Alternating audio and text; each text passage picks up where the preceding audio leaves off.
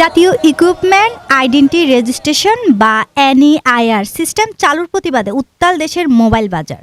একদিকে শুল্ক কমানোর দাবি, অন্যদিকে নাগরিকদের ব্যক্তিগত তথ্য পাচারের গুরুতর অভিযোগ। চট্টগ্রাম ও ঢাকা সহ সারা দেশে বন্ধ রয়েছে প্রায় ২০ লাখ মানুষের রুটি রুজির সাথে জড়িত সব শোরুম।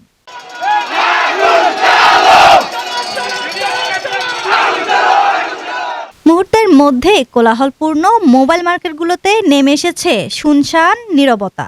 বসুন্ধরা সিটি থেকে চট্টগ্রামের রিয়াজউদ্দিন বাজার সবখানে এখন ঝুলছে তালা। ব্যবসায়ীদের অভিযোগ, ৩ মাসের সময় দেওয়ার প্রতিশ্রুতি থাকলেও ২০২৬-এর শুরুতে হঠাৎ আনঅফিসিয়াল ফোন বন্ধ করায় অচল হয়ে পড়েছে পুরো বাজার। বিগত স্বৈরাচার সরকারের রেখে যাওয়া একটি নির্দিষ্ট syndicate NER system, national equipment identity registration নামক সিস্টেমের মাধ্যমে সাধারণ মানুষের ফোনের ব্যক্তিগত তথ্য হাতিয়ে নেওয়ার পরিকল্পনা করেছে। এটি মূলত জনগণের উপর ডিজিটাল নজরদারি চালানোর একটি নীল নকশা। ২. জাতীয় সার্বভৌমত্ব ও বিদেশি নিয়ন্ত্রণ। একটি স্বাধীন দেশের টেলিকম নিয়ন্ত্রণকারী সংস্থা বিটিআরসি এর সার্ভার বা কার্যক্রম যদি বিদেশি কোনো শক্তির নিয়ন্ত্রণ থাকে, তবে তা জাতীয় নিরাপত্তার জন্য চরম হুমকি। আমাদের দেশের মানুষের তথ্য কেন অন্য দেশের সার্ভারে জমা থাকবে এবং কেন দিল্লির একটি নির্দিষ্ট স্থান থেকে এর লোকেশন পরিচালিত হবে, তা নিয়ে জনমনের গভীর সঞ্চয় ও প্রশ্ন রয়েছে। ৩. রাষ্ট্রীয় গোপনীয়তা রক্ষা। প্রশাসন, সামরিক বাহিনী এবং সরকারি উচ্চপদস্থ কর্মকর্তারা দাপ্তরিক কাজে নিয়মিত স্মার্টফোন ব্যবহার করেন। এনইআইআর সিস্টেমের মাধ্যমে এই ফোনগুলোর নিয়ন্ত্রণ পরোক্ষভাবে কোনো বিশেষ মহলের হাতে থাকলে রাষ্ট্রীয় গোপন নথি ও গুরুত্বপূর্ণ তথ্য পাচার হওয়ার আশঙ্কা থাকে, যা দেশের সার্বিক নিরাপত্তার জন্য বড় ঝুঁকি। তবে এবারের আন্দোলনের সবচেয়ে স্পর্শকাতর দিকটি হলো তথ্যের সার্বভৌমত্ব। ব্যবসায়ীদের দাবি, এই সিস্টেমের সম্পূর্ণ ডেটাবেস সংরক্ষিত হচ্ছে ভারতের দিল্লির সাভারে। ১০. গণতান্ত্রিক সিদ্ধান্ত ও জনস্বার্থ। এনইআর এর মতো একটি জাতীয় এবং সংবেদনশীল বিষয়ে চূড়ান্ত সিদ্ধান্ত নেওয়ার অধিকার কেবল জনগণের নির্বাচিত প্রতিনিধিদের। কোনো অনির্বাচিত সরকার বা অসাধু সিন্ডিকেট ১৯ কোটি মানুষের উপর এমন হঠকারী সিদ্ধান্ত চাপিয়ে দিতে পারে না। আমরা এই সিস্টেমের আমূল সংস্কার অথবা জনস্বার্থে এটি চূড়ান্তভাবে বাতিলের দাবি জানাচ্ছি। নাগরিকদের এনআইডি সিম নম্বর এবং ডিভাইসের সব গোপন তথ্য বিদেশি সার্ভারে জমা হওয়াকে জননিরাপত্তার জন্য চরম হুমকি হিসেবে দেখছেন প্রযুক্তি সংশ্লিষ্টরা।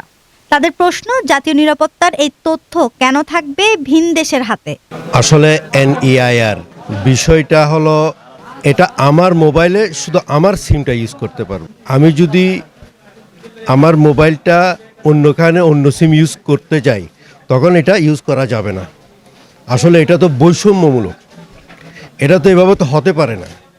দেশ এটা হলো 18 কোটি মানুষের দেশ, তাহলে এখানে 18 কোটি মানুষের সমস্যাটা দেখতে হবে, বুঝতে হবে। সরকার মানে জনগণ, সরকার কোনোদিন জনগণের উপরে হতে পারে না।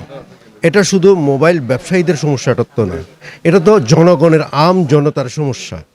এই সমস্যাটা সরকারকেই সমাধান করতে হবে, না হলে জনগণ দুর্ভোগ পোহাতে হবে। আমাদের সরকারের কাছ থেকে এনআরআইটা যদি প্রপারলি আমাদেরকে বোঝানো হতো, কাস্টমারদেরকে এবং বাংলাদেশের জনগণকে বোঝানো হতো, তাহলে এটা আমরা বুঝতাম যে তাহলে সবাই বুঝছে। এই জন্য এখন এনআরআইতে কেউ কিছু বুঝতেছে না। এটা টোটাল মিনিংটা বুঝে, এটা কার্যক্রমটা কি, এটা দিয়ে কি হবে না হবে কিচ্ছু বুঝে না। এনআরআই সিস্টেমে যদি মোবাইল চালু হয়, আপনি ধরেন অ্যাক্সিডেন্ট করলেন, অ্যাক্সিডেন্টের সময় যখন মোবাইল সিমটা যে বের করে আরেকটা মোবাইলে ঢুকাবেন, সেটার কোনো স্কোপ নাই, এই নেটওয়ার্কও আসবে না। তাহলে মানুষটা কি করবে? আর মোবাইল যে হারাইলে যে বলছে পাবে, মোবাইল হারাইলে তো পাবে না। ক্রাইম তো আরও চলতে থাকবে, ক্রাইম কখনো বন্ধ হবে না। তাহলে এনআই সিস্টেমে আমার পার ডে মিনিমাম খরচ সহকারে পার ডে 30 থেকে 40,000 টাকা পার ডে লস হচ্ছে আমার এখন। কারণ আমার অফিস ভাড়া আছে, আমার বাসা ভাড়া আছে, দোকানের স্টাফদের তো আর আপনি বেতন না দিয়ে পারতেছেন না। এটা তো প্রবলেম সবার, ওদেরকে তো ওদের পরিবার আছে। যার কারণে আমি এইভাবে যদি হিসাব করি, পার ডে শুধু রিয়াজউদ্দিন বাজারে মিনিমাম পার ডে মিনিমাম 50 লাখের উপরে টাকা লস হচ্ছে। এভাবে যদি সারা চট্টগ্রাম হিসাব করেন, সারা বাংলাদেশ হিসাব করেন, মিনিমাম ডেলি কয়েকশো কোটি টাকা লস হচ্ছে এখন বর্তমানে। আমাদের এই এনইআইআর সিস্টেম চালু করে দিয়েছে, ঠিক আছে। আসলে এদের সুবিধা কি অসুবিধা কি, এটা এখনো পর্যন্ত আপনি কোনো পাবলিক থেকে জিজ্ঞেস করেন, ওনারা এনইআইআর কি সেটাই জানে না। আমাদের ব্যবসায়ীরা জানে এনইআইআরটা কি। তাইলে আমাদেরকে, আমার কথা হচ্ছে, আপনার ভিডিওর মাধ্যমে কতটুকু যাব আমি জানি না, আমার কথা হলো যে আগে আমাদেরকে জিনিসটা বোঝার মতো ওনারা একটা এটা যদি আগে প্রচারণা চালাইতো তাহলে আমরা বুঝতাম যে আসলে আমাদের সুবিধাটা কোথায়। যদি দেখি যে এটার কারণে আমাদের সুবিধা হবে আমরা সবাই ওয়েলকাম মেনে নিতাম। এখন তো আমরা বুঝতেছি না যে এটা অসুবিধা কি অসুবিধা কি। আমাদের ন্যায্য অধিকারের কথা বলতে না পারি, ন্যায্য কথা বলতে না পারি, ন্যায্য অধিকারের কথা বলতে না পারি, তাকে কার সাথে বলবো? সুতরাং আগামীতে যে সরকার আসছে, আমি বিশেষ করে বাংলাদেশ জাতীয়তাবাদী দলের ভারপ্রাপ্ত চেয়ারম্যান, বর্তমান চেয়ারম্যান, ওনার দৃষ্টি আকর্ষণ করছি তারেক রহমানের জাদুঘর আমার ব্যবসায়ী ভাইদের এই ক্রান্তি লগ্নে তাদের পেটের দায়ে আজকে যে অবস্থা আপনি দেখেন, তাদের সাথে বসেন, ওনারা একটা সমাধানে যান। সরকারের এমন কঠোর সিদ্ধান্তে একদিকে যেমন বিশাল অঙ্কের লোকসানে ব্যবসায়ীরা, তেমনি ভোগান্তিতে সাধারণ ক্রেতারাও। ডিজিটাল নিরাপত্তার নামে এই তথ্য ব্যবস্থাপনার বিতর্ক শেষ পর্যন্ত কোন দিকে মোড় নেয়, এখন সেটি সময়ের দাবি। রাফরিন পপি, 24 টিভি, চট্টগ্রাম।